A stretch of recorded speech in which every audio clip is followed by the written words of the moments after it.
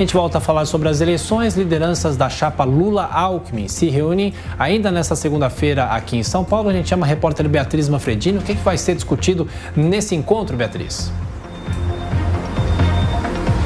Olha, Thiago, será feito um balanço de como foi a pré-campanha da chapa Lula-Alckmin e também serão definidos os próximos passos da campanha, que agora começa de fato a partir do dia 16 de agosto. Então, as estratégias de rua serão definidas, né? Inclusive, o ex-presidente Lula e candidato do Partido dos Trabalhadores ao Palácio do Planalto, ele vem dizendo que até recebeu conselhos para fazer eventos mais fechados por conta da segurança, mas que não é isso que ele quer, que a partir do dia 16 de agosto quer eventos na rua, eventos abertos e vem convocando apoiadores. Nessa reunião de hoje, que acontece agora às 10h30 da manhã em um hotel aqui na capital paulista, Lula estará presente, assim como o candidato a vice, Geraldo Alckmin, do PSB, e lideranças dos 9 partidos que compõem a coligação da chapa Lula-Alckmin. Interessante a gente dizer até que essa é a sexta vez que Lula concorre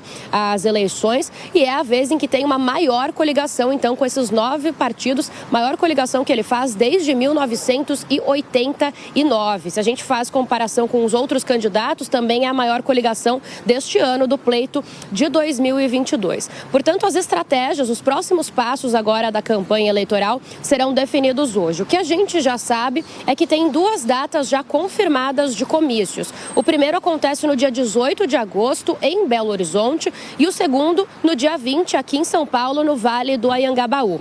O Rio de Janeiro também está nos planos aí dos coordenadores de campanha. Se a gente observar, então, são os 3 estados com os maiores colégios eleitorais do país. A estratégia mesmo é colocar bastante gente na rua antes do dia 7 de setembro, que é uma data que vem aí sendo colocada pelo presidente Jair Bolsonaro, vem convocando apoiadores. Então, a campanha de Lula quer colocar muita gente na rua nesses 3 estados antes dessa data de 7 de setembro. Além disso, a gente pode falar um pouquinho também de Geraldo Alckmin, né? O vice que agora vai para uma etapa 2 também na campanha. Na primeira etapa, ele e Lula apareceram muito juntos pelo país, mesmo para fortalecer, afirmar e mostrar para o eleitorado essa aliança. Agora, Geraldo Alckmin vai se descolar de Lula e vai cumprir várias agendas sozinho. Ele já começou a fazer isso na semana passada, na terça-feira, e isso deve continuar. O objetivo é que ele busque um eleitorado mais conservador e também atue com força no interior aqui de São Paulo. Ele foi governador aqui do estado por 4 vezes, então tem força.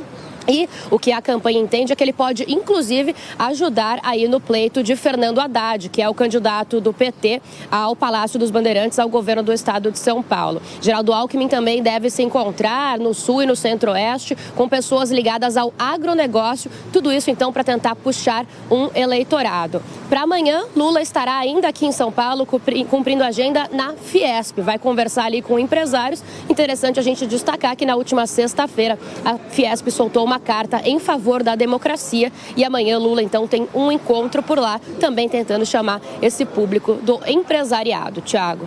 Estaremos acompanhando, Beatriz, essa reunião nesta segunda-feira. Agora, diante dos nossos comentaristas, começando por você, Amanda Klein, uma campanha mais curta nesse ano, na comparação com outras campanhas que nós já tivemos. Quais devem ser as estratégias de todos os candidatos para percorrer o Brasil a partir de agora? Tiago, é uma campanha curta e uma campanha muito quente, né? Porque, como eu falei na pergunta anterior, até para o professor que estava com a gente, o professor Cerqueira do IBMEC, essa diferença entre Lula e Bolsonaro dá sinais de estreitamento. Ao longo das semanas, conforme saem as pesquisas, há uma tendência clara de uma subida de Bolsonaro e o Lula fica mais ou menos estável, até nessa pesquisa BTG-FSB de hoje, com uma leve queda de 3 pontos percentuais de 44 para 41.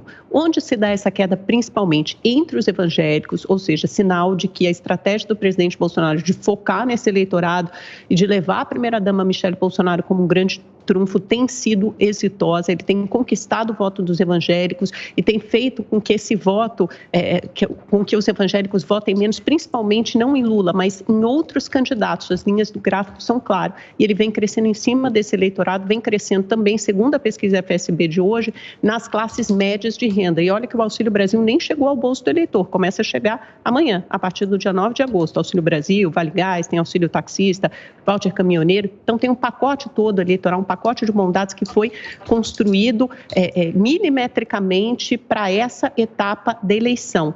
Ele vem se recuperando também na avaliação do governo, cai o índice de ruim e péssimo do governo, aumenta a aprovação chegou a 40%, que segundo estudos internacionais mostram que é um patamar razoável para uma reeleição, pode aumentar ainda mais, porque tem essa sensação de bem-estar na economia. Com o quê? Com a queda paulatina da inflação, óbvio, a inflação é muito alta ainda, a expectativa é que fique pouco acima de 7% nesse ano, mas de qualquer forma ela vem subindo com menos intensidade e isso é muito visível, principalmente nas bombas dos combustíveis. Então, o presidente Bolsonaro tem acertado nessa estratégia de aliar economia, uma melhora na economia, um pacote de bondades e focar no eleitorado evangélico.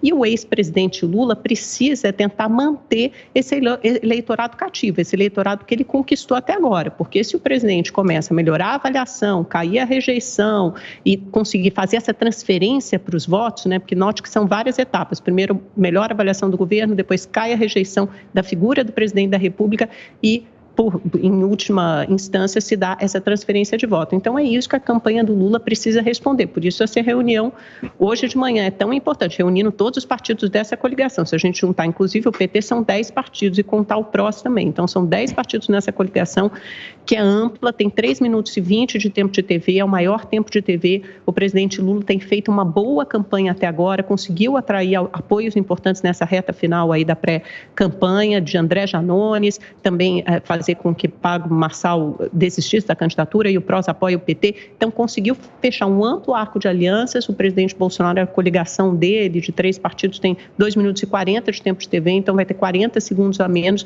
É um tempo substantivo em relação à campanha de Lula. Então, Lula precisa acertar essa campanha, principalmente no Sudeste, que é onde o presidente Bolsonaro vem ganhando terreno, né? Nos 3 grandes estados aqui, os maiores colégios eleitorais do país estão concentrados no Sudeste, Rio de Janeiro, Minas e São Paulo. Então, agora, treino é treino, jogo é jogo. Vamos ver, parece que a disputa vai ser bem eletrizante.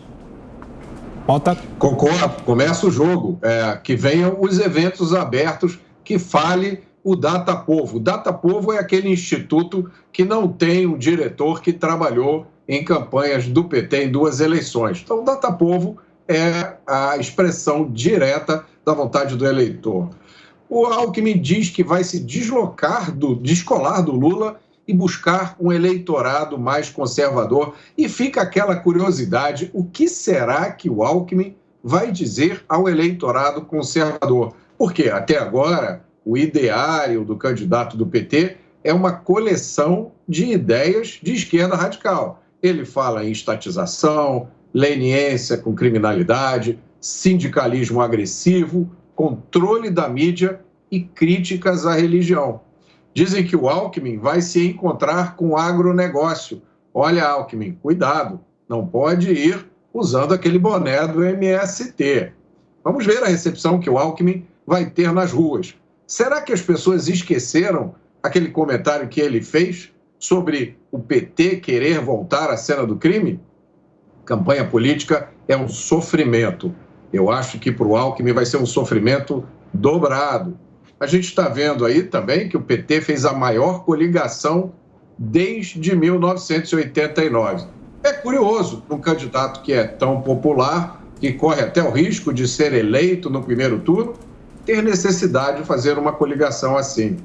Essa estratégia de colocar bastante gente na rua é uma estratégia boa, mas tem que combinar com o povo antes.